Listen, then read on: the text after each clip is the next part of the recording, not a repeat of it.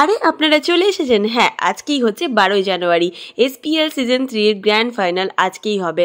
তো গ্র্যান্ড ফিনালেতে কোন কোন টিম জিতেছে তা দেখার জন্য পুরো ভিডিওতে থাকবেন, কেউ স্কিপ করবেন না। ভালো লাগলে শেয়ার করে দেবেন।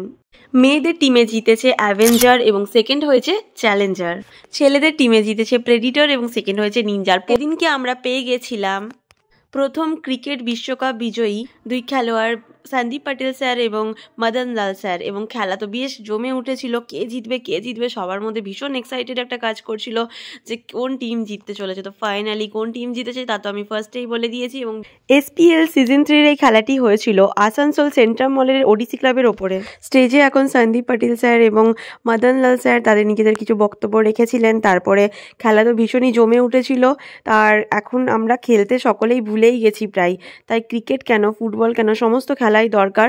এখন স্ক্রিনে দেখাবো কোন টিম জিতেছে। The winners of all our hearts, Team Predators!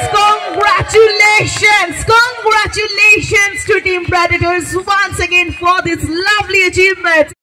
যারা ক্রিকেট লাভার বা ফুটবল লাভার তারা কিন্তু অবশ্যই কমেন্ট করবেন এবং ভিডিওটা শেয়ার করতে ভুলবেন না। আর আজকের ভিডিওটা কেমন লাগলো অবশ্যই সকলেই জানাবেন কমেন্ট করে।